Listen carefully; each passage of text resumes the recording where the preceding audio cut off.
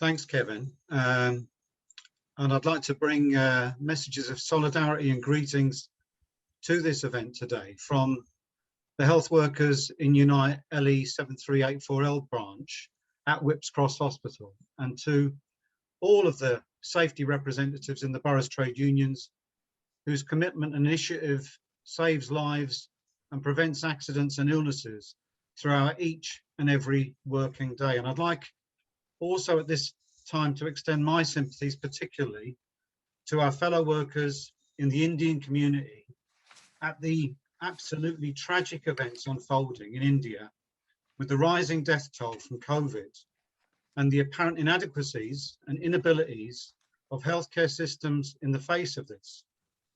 To our sister and brother health workers there, I say we can relate only too well to your plight, and it is really heart-wrenching and gut-wrenching and to see this. And from one neoliberal profit before need government there to another one here in the UK, because our NHS, beginning last year, entered the pandemic already in crisis, underfunded and weakened by decades of privatisation, marketisation and top-down reorganisations. Before COVID even hit, we had in the NHS an estimated 40,000 nursing vacancies. We had a total of 100,000 unfilled posts, a criminal legacy of neglect and willful undermining of care systems by pro-austerity politicians over years. As workers became exhausted and left the service, coupled with measures like the removal of student bursaries, disincentivising the necessary and urgent replacement of these workers, we had shamefully almost the fewest intensive care beds per person and hospital beds overall per person of any country in Europe. Absolute shameful. The NHS had been starved of funding, given only a puny 0.4% compared to the increase in the cost of living since the Condemned government came to power in 2010. And that compares to 5.9% in the decade that preceded that. That in itself a woefully inadequate resource in a country as rich as the one in which we inhabit. For years, Tory, Labour and Condemned governments have been privatising parts of the NHS, hemorrhaging out much needed resource to the tune of 55 billion alone in PFI schemes, and all going to undermine the delivery of care and increasing the ever-growing burden of stress and workload on health workers, both directly employed and indirectly by the private contractors. So how on earth did we arrive in a position of witnessing last year on our TV screens the sickening spectacle of Johnson's face proclaiming we would all have to sadly prepare to lose loved ones? Well, they talk about the magic money tree, and I think we can say a little bit about that now, can't we? Because the cold, calculating cruelty of Johnson and the people he represents was on display in that broadcast behind that sickening hypocrisy. Because his main aim was to put profit before lives and the health of the most vulnerable people in society. And putting the profits in this chumocracy, the chumocracy of Johnson and the Camerons et al., was pushed out there before he beat a retreat on the herd immunity scheme. Because when we look at what was coming down the track, we could see for almost a decade, a pandemic had been considered the greatest threat to Britain. Exercise Cygnus, a 3-day simulation of a deadly flu-like global pandemic in 2016, aimed at identifying weaknesses so that the UK could be better prepared for one, and found that healthcare systems were likely to collapse under the strain. Back in 2016 we're talking about.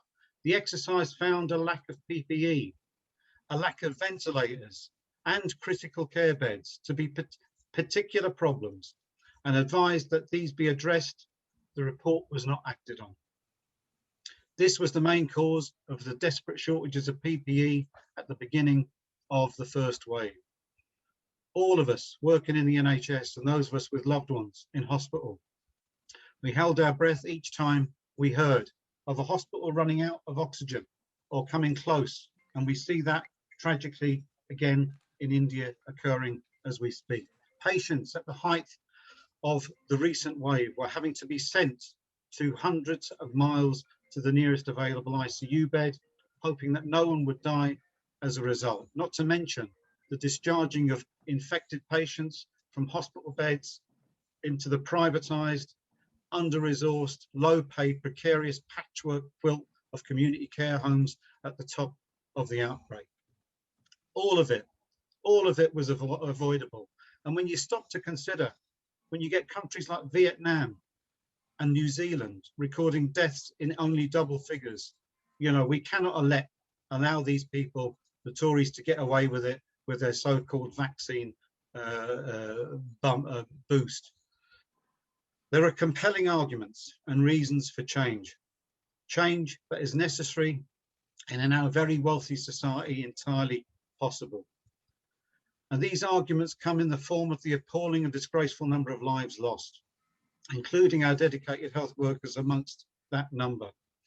Now more than 125,000 deaths, a tragic figure and an avoidable figure.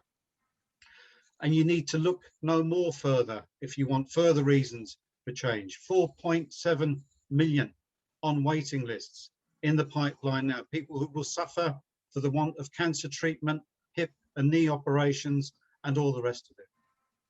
And therefore, I'm proud that my union has a policy of public ownership of big pharma and the medical supply industry.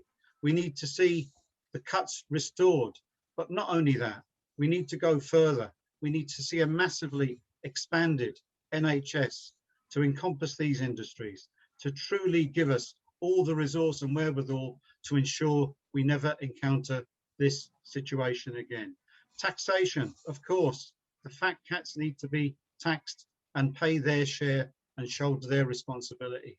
And public ownership is the key for us to have a healthy and genuinely civilized society.